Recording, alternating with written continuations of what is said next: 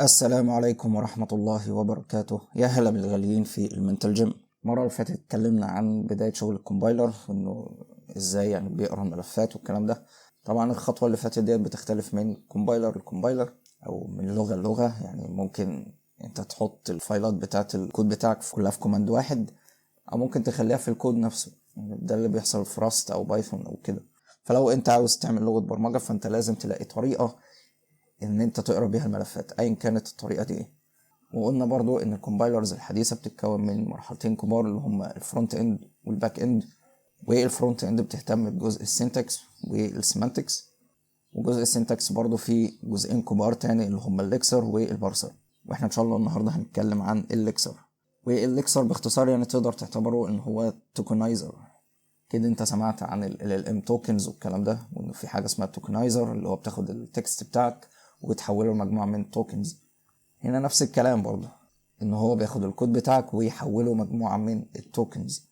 وده برضه زي ما قلنا ان هو في اي لغه برمجه او اي كومبايلر بيحصل نفس الخطوات دي. عشان اقول لك الليكسر بيعمل ايه بالظبط فخلينا بس نعمل ملف سي، ونعتبر ان انت هتكتب كود سي كده بالظبط int main، وهتعمل شوية return، وممكن طبعا تعمل printf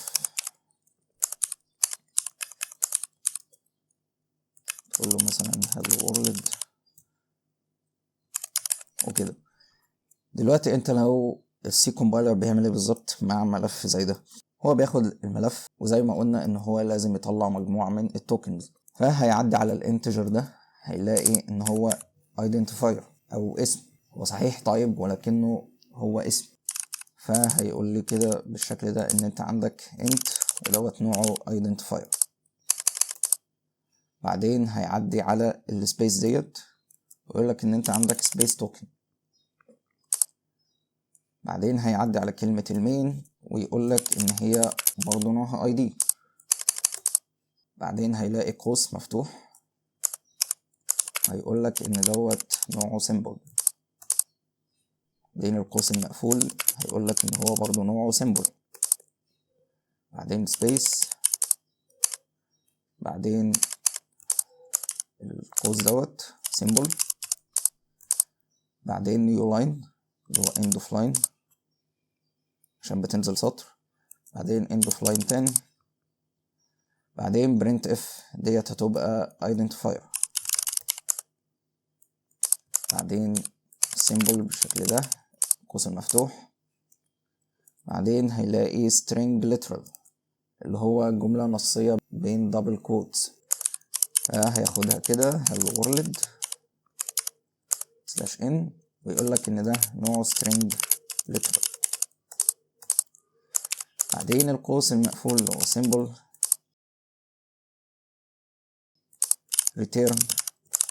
return بقى اللي هي طبعا هتبقى keyword، ان دي كلمة محجوزة في اللغة ذات نفسها.